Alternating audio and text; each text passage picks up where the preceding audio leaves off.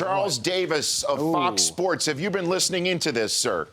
I have, and I've been enjoying the heck out of it and agreeing with the vast majority of what you're bringing forth, Mr. Rich Eisen. So, but how feasible do you think this is, though? I mean, extremely feasible. Extremely feasible. Everything that you said, there's no counter-argument to it in terms of being able to put it on.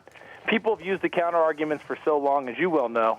All you guys in there, you all know the counter-arguments to everything, to even where we are today. Remember, there was never going to be a playoff? Counter-argument was, well, what about school, about these kids? Well, as soon as they started playing the BCS National Championship game later in January, killed their own argument. Dead. All right? Because you remember that one year Alabama canceled classes for everyone? Yeah. Because the football team was playing? Unbelievable. Remember that one? I do. No classes, guys. Football team's playing. Argument. So why won't it happen? Because I have a 6-year-old kid, as you know. Zan is 6. Xander's going to see it, Rich. Is he before he's bar mitzvahed, or before he graduates college? When does he see it? I think he sees it before bar mitzvah. And by the way, I better be on that invite list. Bar mitzvah is a throwdown like there is no throwdown. Well, in Los Angeles, it gets a little out of control. Yes, and unfortunately, that's where you are. So there's no way that you're not letting this happen. So we're there. So I mean, I'm coming to that one. But I think it'll happen before, and here's why. This time, there's just way too much demand. And part of me thinks that this group that got together and said 4 games and we're going to stick with it, did it as a challenge to the rest of us, and are just waiting to go ahead and go to 8. It's there. They wanted to see the process work. They wanted to see how it turned out. They got exactly what they needed to go to 8, which is deserving teams that are left out. And you can say to yourself, is this going to be an anomaly, or can this be a year in, year out? And I think it's more year in, year out in college football. I don't think it's an anomaly that you're going to have a clear-cut 4 and everyone else is out. I think every year you're going to have a little bit of controversy, and you're going to have a little bit of, this team should be in. And I think you can safely fill out 8 every year and not think to yourself it's the NFC South. Well, you take a look at the other 4 bowl games that the committee put together on Sunday, which, by the way, got completely lost in the shuffle. I mean, Baylor, Michigan State, and the Cotton, that would be one of the quarterfinal games right there. How about Ole Miss TCU? Yeah, although Ole Miss would be on the cusp. Maybe on the bubble. Which, again, is a perfect example of how 8 teams would work and how we would still have the controversy that a lot of people say would be missing. And all the time, I remember, even when I was on SportsCenter 15, 16 years ago, by the way, advocating for a 16-team playoff, which I think could still work in that regard, too. Yeah. But the concept was that it would totally neuter the regular season, that games wouldn't be important. I mean, come on. We're seeing that's not the case. Turned out wrong on that one. Turned out wrong. And can I go back to one of the things you guys talked about? Please, Charles Davis. I loved what you were saying. Please. Let me go back to a couple of things. Number one, Mr. Law, the 8-team playoff, first 4 host on campus idea, brilliant.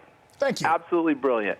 Because you are right, and I think everyone acknowledges it. You're asking the fans you're really hitting them hard. And if people don't believe us, everybody keeps turning to the NCAA basketball tournament.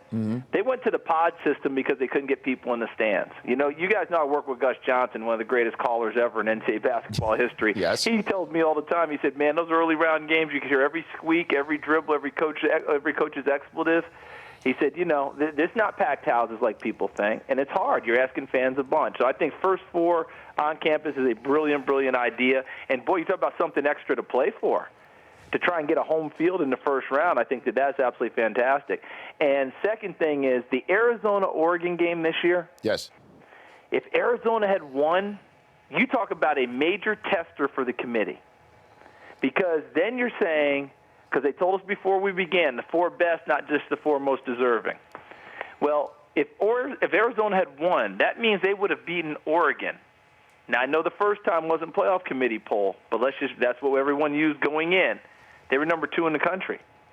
They would have beaten them a second time when they were number 2 in the country. They would have made a heck of a case for inclusion as the first 2-loss team into the deal. Yeah, you're right, Charles, and I'm talking to Charles Davis of Fox Sports, because you take a look at this whole process about how most deserving or best teams. Listen, it's all subjective. When you involve human beings in a room, it is all 100% subjective. There are biases. There are people who are more partial to certain conferences than not. Let's be honest, it is still better than the BCS. But what you need to do is, if you expand the field, you remove most of the biases from this process. If you get four more in. That's a great point about removing the biases, because can we play conspiracy theorist for a minute? Do it. Ohio State gets in from a weaker Big Ten by acknowledgement just about anywhere in terms of Big Ten versus Big 12 in terms of conference this year. They get in, though, okay? There's a legitimate case for putting them in with their winning streak, 3 quarterback, blah, blah, blah, blah, and they played phenomenally Saturday night.